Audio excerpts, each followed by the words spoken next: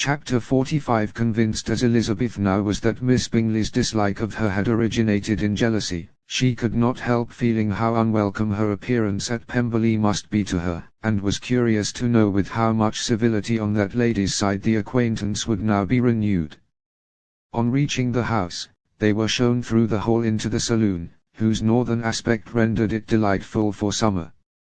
Its windows opening to the ground admitted a most refreshing view of the high woody hills behind the house, and of the beautiful oaks and Spanish chestnuts which were scattered over the intermediate lawn.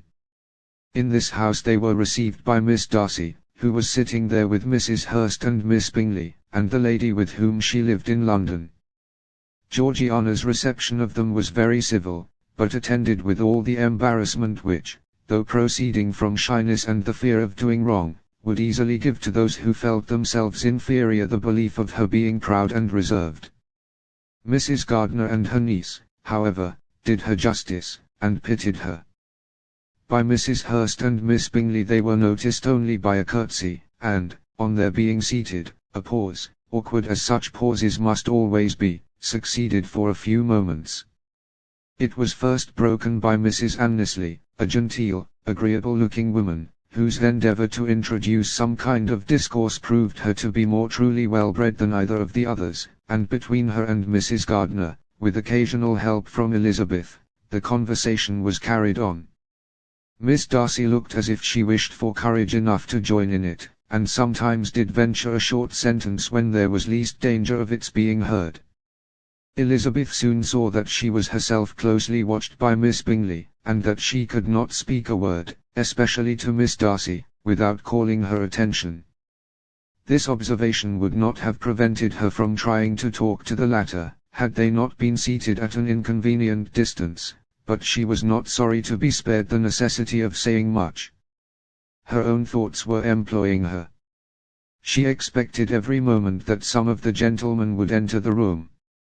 She feared that the master of the house might be amongst them, and whether she wished or feared it most, she could scarcely determine. After sitting in this manner a quarter of an hour without hearing Miss Bingley's voice, Elizabeth was roused by receiving from her a cold inquiry after the health of her family. She answered with equal indifference and brevity, and the other said no more. The next variation which their visit afforded was produced by the entrance of servants with cold meat, cake, and a variety of all the finest fruits in season.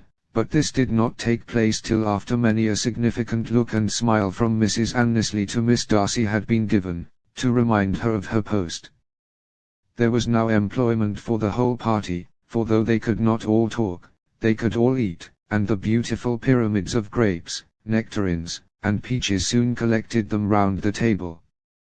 While thus engaged, Elizabeth had a fair opportunity of deciding whether she most feared or wished for the appearance of Mr. Darcy, by the feelings which prevailed on his entering the room, and then, though but a moment before she had believed her wishes to predominate, she began to regret that he came. He had been some time with Mr. Gardiner, who, with 2 or 3 other gentlemen from the house, was engaged by the river, and had left him only on learning that the ladies of the family intended a visit to Georgiana that morning. No sooner did he appear than Elizabeth wisely resolved to be perfectly easy and unembarrassed, a resolution the more necessary to be made, but perhaps not the more easily kept, because she saw that the suspicions of the whole party were awakened against them, and that there was scarcely an eye which did not watch his behaviour when he first came into the room. In no countenance was attentive curiosity so strongly marked as in Miss Bingley's, in spite of the smiles which overspread her face whenever she spoke to one of its objects, for jealousy had not yet made her desperate, and her attentions to Mr. Darcy were by no means over. Miss Darcy, on her brother's entrance, exerted herself much more to talk, and Elizabeth saw that he was anxious for his sister and herself to get acquainted, and forwarded as much as possible every attempt at conversation on either side. Miss Bingley saw all this likewise, and, in the imprudence of anger, took the first opportunity of saying, with sneering civility, "Pray, Miss Eliza, are not the shire militia removed from Meryton? They must be a great loss to your family." In Darcy's presence she dared not mention Wickham's name, but Elizabeth instantly comprehended that he was uppermost in her thoughts, and the various recollections connected with him gave her a moment's distress, but exerting herself vigorously to repel the ill-natured attack, she presently answered the question in a tolerably detached tone. While she spoke, an involuntary glance showed her Darcy, with a heightened complexion, earnestly looking at her, and his sister overcome with confusion, and unable to lift up her eyes. Had Miss Bingley known what pain she was then giving her beloved friend, she undoubtedly would have refrained from the hint, but she had merely intended to discompose Elizabeth by bringing forward the idea of a man to whom she believed her partial, to make her betray a sensibility which might injure her in Darcy's opinion, and, perhaps, to remind the latter of all the follies and absurdities by which some part of her family were connected with that corps. Not a syllable had ever reached her of Miss Darcy's meditated elopement. To no creature had it been revealed, where secrecy was possible, except to Elizabeth, and from all Bingley's connections her brother was particularly anxious to conceal it, from the very wish which Elizabeth had long ago attributed to him, of their becoming hereafter her own. He had certainly formed such a plan, and without meaning that it should affect his endeavour to separate him from Miss Bennet, it is probable that it might add something to his lively concern for the welfare of his friend. Elizabeth's collected behaviour, however, soon quieted his emotion, and as Miss Bingley, vexed and disappointed, dared not approach nearer to Wickham, Georgiana also recovered in time, though not enough to be able to speak any more. Her brother, whose eye she feared to meet, scarcely recollected her interest in the affair, and the very circumstance which had been designed to turn his thoughts from Elizabeth seemed to have fixed them on her more and more cheerfully. Their visit did not continue long after the question and answer above mentioned, and while Mr. Darcy was attending them to their carriage, Miss Bingley was venting her feelings in criticisms on Elizabeth's person, behaviour, and dress. But Georgiana would not join her. Her brother's recommendation was enough to ensure her favour, his judgment could not err. And he had spoken in such terms of Elizabeth as to leave Georgiana without the power of finding her otherwise than lovely and amiable. When Darcy returned to the saloon, Miss Bingley could not help repeating to him some part of what she had been saying to his sister. "How very ill Miss Eliza Bennet looks this morning, Mr. Darcy," she cried. "I never in my life saw anyone so much altered as she is since the winter. She is grown so brown and coarse. Louisa and I were agreeing that we should not have known her again."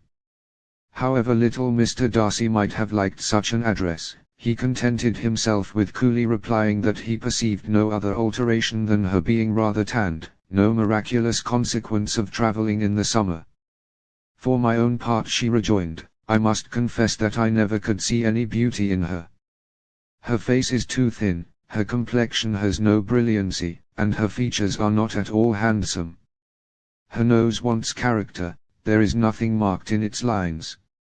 Her teeth are tolerable, but not out of the common way, and as for her eyes, which have sometimes been called so fine, I could never see anything extraordinary in them. They have a sharp, shrewish look, which I do not like at all, and in her air altogether there is a self-sufficiency without fashion, which is intolerable."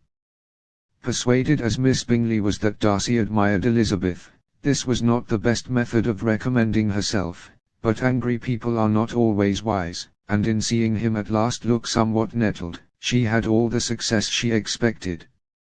He was resolutely silent, however, and, from a determination of making him speak, she continued, "I remember, when we first knew her in Hertfordshire, how amazed we all were to find that she was a reputed beauty, and I particularly recollect your saying one night, after they had been dining at Netherfield, 'She a beauty, I should as soon call her mother a wit.' But afterwards she seemed to improve on you, and I believe you thought her rather pretty at one time." "Yes," replied Darcy, who could contain himself no longer, "but that was only when I first saw her, for it is many months since I have considered her as one of the handsomest women of my acquaintance." He then went away, and Miss Bingley was left to all the satisfaction of having forced him to say what gave no one any pain but herself. Mrs. Gardiner and Elizabeth talked of all that had occurred during their visit, as they returned, except what had particularly interested them both. The look and behavior of everybody they had seen were discussed, except of the person who had mostly engaged their attention. They talked of his sister, his friends, his house, his fruit, of everything but himself, yet Elizabeth was longing to know what Mrs. Gardiner thought of him, and Mrs. Gardiner would have been highly gratified